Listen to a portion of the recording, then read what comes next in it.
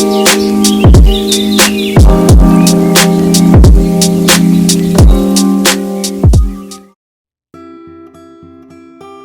අද දවසේදී අපි දෙවියන් වහන්සේගේ අභිමුඛයේ අපේ ජීවිතය දිහා හැරලා බැලුවොත් දෙවියන් වහන්සේ අපේ ජීවිතවලට දීලා තියෙන අගනා පොරොන්දු රසක් තිබෙනවා.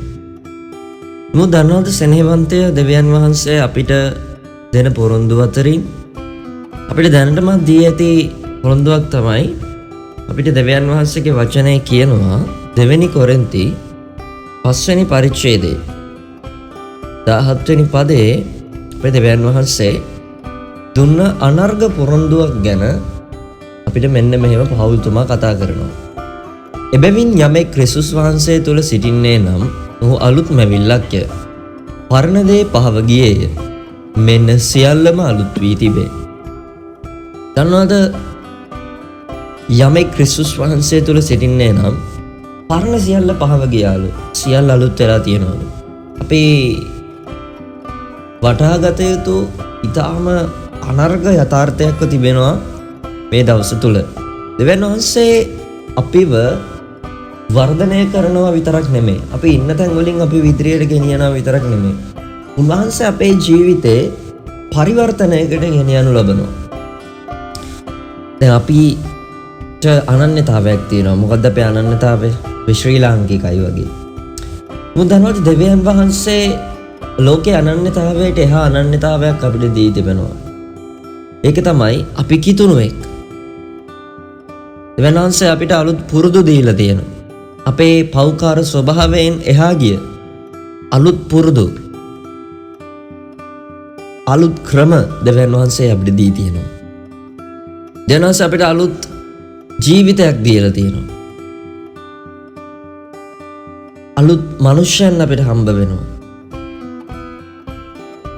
දෙවියන් වහන්සේගේ වචනයත් එක්ක දිනපතා ජීවමාන දේවල් අත්දකින්න, හාස්කම් අත්දකින්න, අලුත් විදියට ජීවිතය අත්දකින්න දෙවියන් වහන්සේ අපිට දීලා තියෙනවා.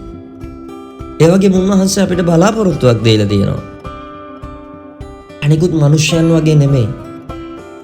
සමහරෙක්ට ජීවිතේ බලාපොරොත්තුවක් නැහැ. ඇයි මම ජීවත් වෙන්නේ කියන දන්නේ නැහැ. ඔබ දන්නවද කිතුණුවෙක්ට එයාගේ ජීවිතේ තියෙන ලොකුම හයිය තමයි සදාකාල ජීවනය. නැත්තම් සදාකාලිකව දෙවියන් වහන්සේත් එක්ක එයා සම්බන්ධතාවයක් පවත්ව ගන්න යනවා. දැන්වද මෙවැනි බලාපොරොත්තුවක් තියෙන්නේ ක්‍රිස්තුස් වහන්සේ තුල සිටින මිනිසෙක්. අද දවසේ ඔබ ක්‍රිස්තුස් වහන්සේ තුල සිටිනවා නම් ඔබගේ අලුත් අනන්‍යතාවය, ඔබගේ අලුත් ජීවිතය, ඔබගේ අලුත් බලාපොරොත්තුවත් එක්ක ඔබ ජීවත් වෙන්න. ඔබ හිතන්න අද මම ඇත්තරම ක්‍රිස්තුස් වහන්සේ තුළ ඉන්න අලුත් මැවිල්ලක්ද? යේසුස් වහන්සේ ඔබගේ ජීවිතේ කවුද?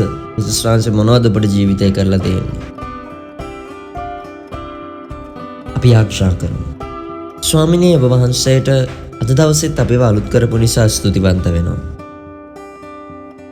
යන්නේ අපි ආශා කරනවා අපේ පරණ සියල්ල පහ කරන්න අපිට කරුණාව දෙන්න. ඔබ වහන්සේත් එක්ක යන්න අලුත් අනන්‍යතාවයකට, අලුත් ජීවිතයකට, අලුත් බලාපොරොත්තුවකට දිනපතා ස්වාමීනි අපි පරිවර්තනය වෙන පිණිස ඔබ වහන්සේගේ කරුණාව අපිට නිදහස් කරන්න. යන්නනි අපි ඔබට බාර කරමින් යටහත් වෙනවා. යේසුස් වහන්සේගේ නාමයෙන්. මගේ සෙනෙහවන්තය ඔබට සුබ දවසක්.